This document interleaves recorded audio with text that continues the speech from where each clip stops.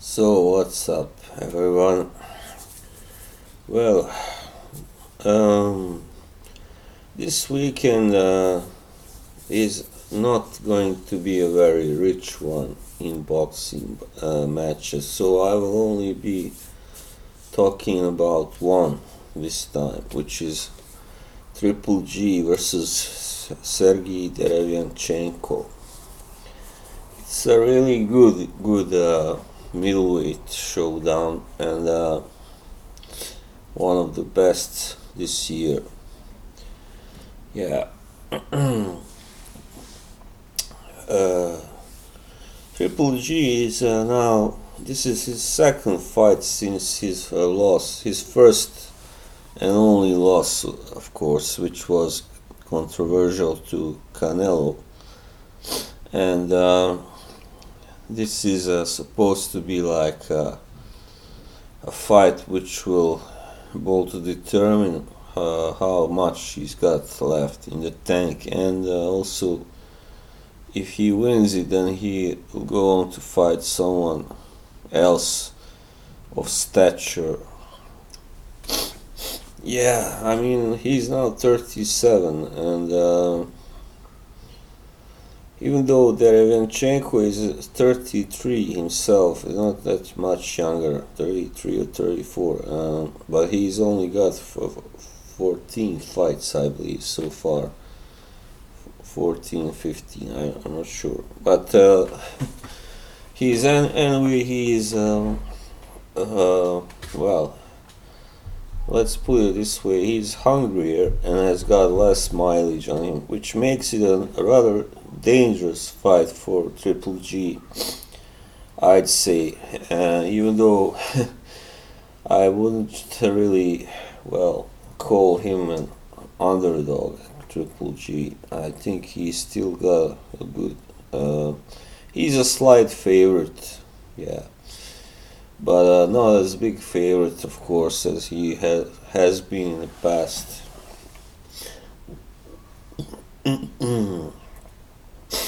Yes, Derevyanchenko is got only one loss, and that was to Danny Jacobs in a really close fight, a really good one.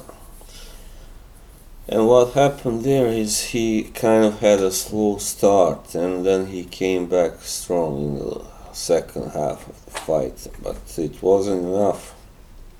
Still, he managed to hurt Jacobs a couple of times, and yeah, of course, losing to Danny Jacobs is no shame, definitely. And especially in a really close fight on points. Yeah, I mean, I can definitely see Derevyanchenko being able to upset Triple G.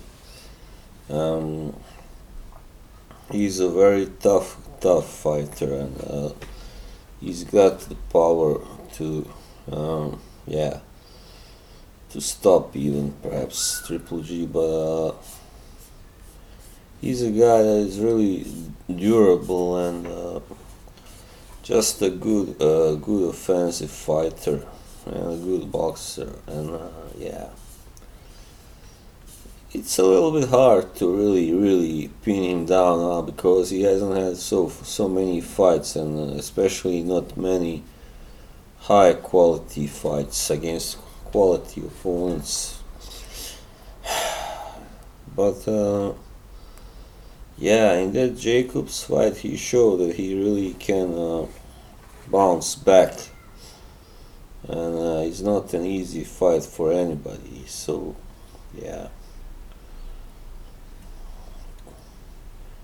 Yeah, I mean, the Triple G now has, he's got 41 fights.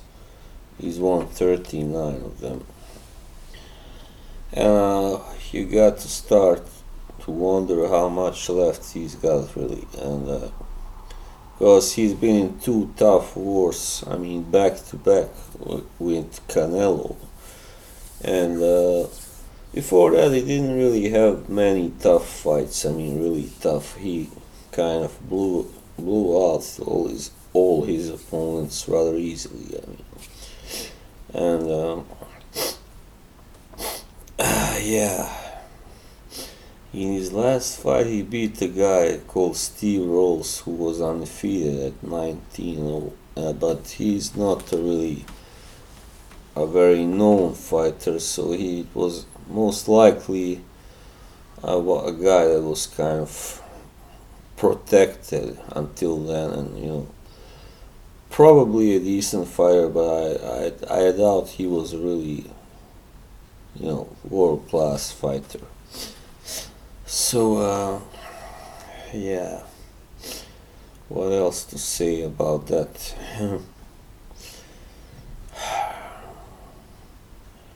As I said, Derevyanchenko has shown so far a habit to kind of open. In his last fight he beat a guy that I kind of expected him to stop, but of course this guy is tough and has never been stopped yet. Jack Kulkai. Yes. So he beat him in that fight on points. And yeah, he just has a tendency to close strong, and as a 12-round stoppage in an earlier fight that was kind of not against a bum anyway. Yeah, he's got 13 wins with 10 knockouts, and that one loss to. He's going to be 34 soon, in 31st of this month. Yes, so I don't know. I still kind of think Golovkin will win this, but I expect it to be a really tough fight, and.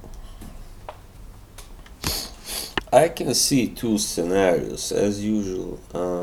Either Golovkin kind of outboxes Derevyanchenko, but in a tough fight still he doesn't have an easy time.